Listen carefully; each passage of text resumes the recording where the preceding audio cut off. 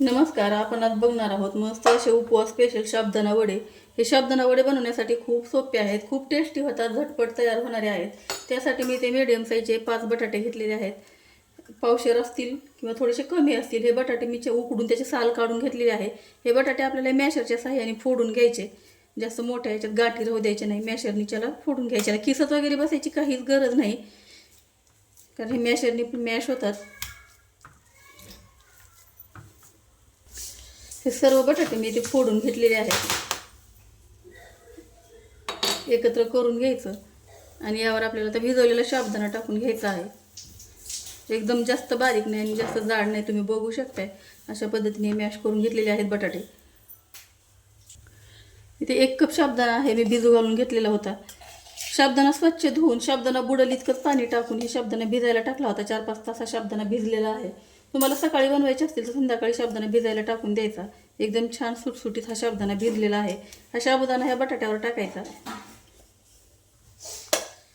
साबुदाण्याचं प्रमाण थोडंसं जास्त ठेवायचं आणि बटाट्याचं कमी ठेवायचं. बटाटा जास्त झाला तर साबुदाणा वडे जे आहेत ते तेल खूप पितात आणि वडे पण इतकेसे असे क्रंची किंवा कुरकुरीत होत नाहीत, तर ते एकदम असे गुळगुळीत होतात. 1 चमचा हिरवी मिरचीची पेस्ट टाकून घेणार आहे.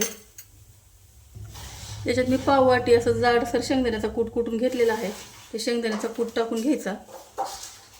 इथे चवीप्रमाणे मीठ टाकून घेतलेलं आहे. हे उपवासाचं शेंदवं मीठ आहे आणि मी रेग्युलरमध्ये पण जेवणामध्ये वापरण्यासाठी शेंदवं मीठच वापरते. त्यामुळे मी वेगळं काही घेत नाही. जे आहे रेग्युलरचं तेच मीठ घेते. तुम्ही जर शेंदं मीठ खात असाल तर शेंदं मीठच वापरायचं उपवासाला. तुम्ही जिरे वगैरे खात असाल तर तेही इथे टाकून घेऊ शकता. आम्ही उपवासाला जिरं वगैरे काही खात नाही.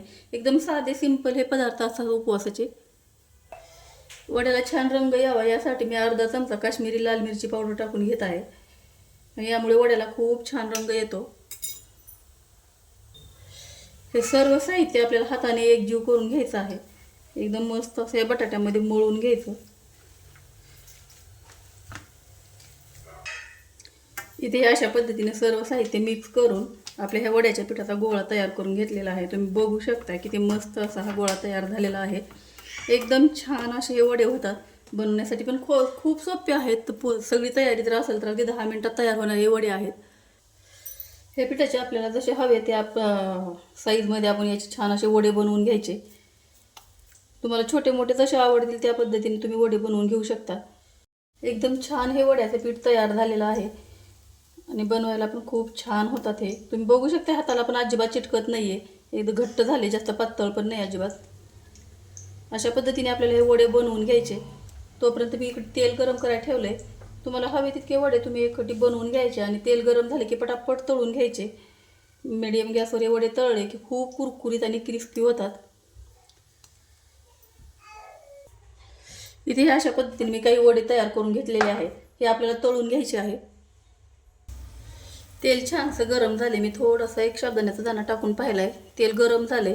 यातच आपण करून घेतलेले वडे टाकून घ्यायचे. एका टायमाला 3 किंवा 4 वडे तुम्ही बनवू शकता. याच्यापेक्षा जास्त टाकायचे नाही, ते एकमेकाला चिटकतात.